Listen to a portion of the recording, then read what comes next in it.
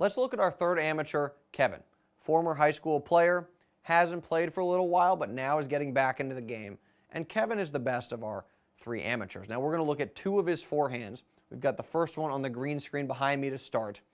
As he begins his motion, the pivot and the shoulder turn, lets go of the racket a little bit too soon. Same problem that Lucien and John had.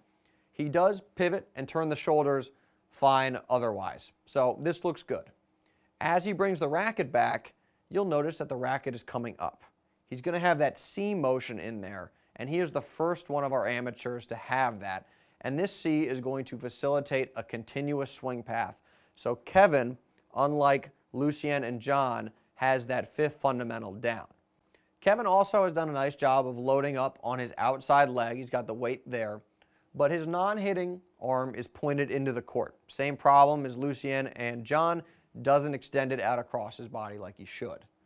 When he swings, well, he doesn't actually push off his outside leg. You'll notice that the weight actually centers over both feet, and then he pushes off both legs as he swings. So that's a bit of a mistake. And he rotates back towards the court to get his body facing the net, but he's a little jammed on this forehand. He's not fully rotated. But if we look at the swing, the racket does drop down and swing forward like we talked about before. So the swing, the path the racket is traveling along is correct.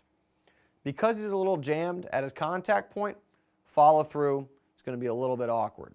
Doesn't extend out in the court as much as he would like, and he doesn't turn his forearm and wrist over like he has a watch on. Just kind of goes over there. So it's a little bit of a constricted follow through. So on that first forehand, Kevin made some of the same mistakes as Lucien and John. Well, let's look at a forehand he hit a lot better. This is from the side perspective. And when he pivots and turns his shoulders, both hands are still on the racket. So he has corrected that error in this particular forehand. When he takes the racket back, he's got that C shape in there. Weight is loaded up on the outside leg. Body is sideways. Other arm is still pointed into the court.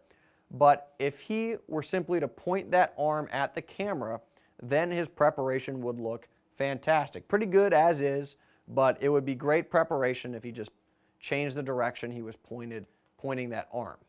To swing, pushes off the outside leg perfectly. That looks fine.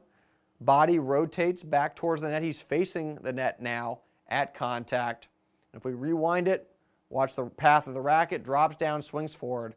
And at contact, this looks great. This is a nice contact point right here. Nothing you need to change about that. Body facing the net, he's pushed off his outside foot, contact point out in front, strings flat on the back of the ball. And because he did all that stuff real well as he swung to contact, his follow-through is going to look pretty solid as well. He extends out in the direction that he's hitting the ball, very nice extension.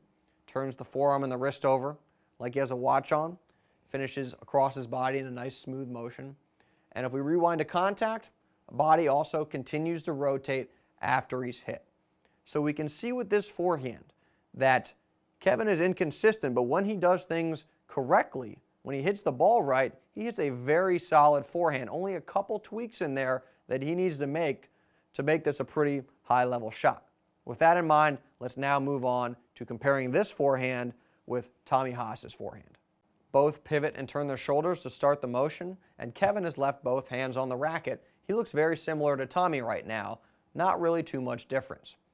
When they take the racket back, both load up on the outside leg, racket comes all the way back, bodies are sideways. There is a difference between Tommy's non-hitting arm, it's extended out across his body properly, versus Kevin, he's pointing in the court like we said before, but otherwise this preparation looks very good. Swinging to contact, they both push off the outside leg, rotate their bodies back towards the net. Both are facing the net at contact. And if we rewind it and watch the path the racket travels along, looks like a C for both Kevin and Tommy. The swing looks very similar. And at contact, both Kevin and Tommy are facing the net, hitting the ball out in front of their body. Strings are flat on the back of the tennis ball. You may be saying, well, their non-hitting arms are in different spots. That is not a fundamental. You'll see pros have that arm in a number of different spots when they make contact. To follow through, both guys are extending out in the direction that they're hitting the ball, and then they turn their forearm and their wrist over, bring the racket across their body in a smooth and relaxed motion to slow themselves down. So we've just seen something very interesting. Up till now, all the amateur forehands we've looked at have seemed a little bit off. But that last forehand Kevin hit, it looked great. Looked a lot like Tommy Haas's forehand. And that's the point. That's the point we are getting at our thesis.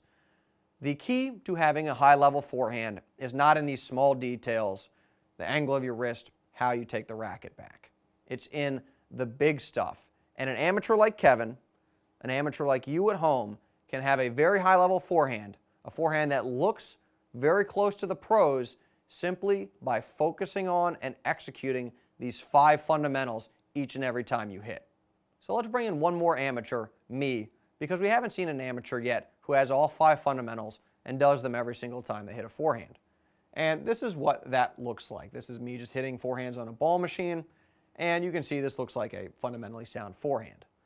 Well, if you remember back to the beginning of this email course, I said that what separates amateurs from professionals is the fundamentals. Well, if I have a fundamentally sound forehand, why am I not a professional? I mean, I'm nowhere near the professional level.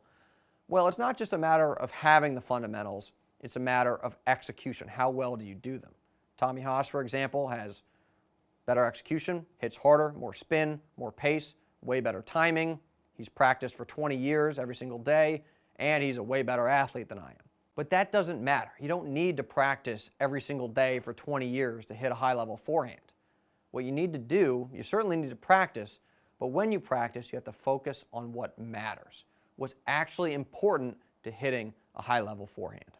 So in closing, let me thank our amateurs one more time. Thank you for being our guinea pigs, for letting us critique your strokes, because your example is going to help everybody at home.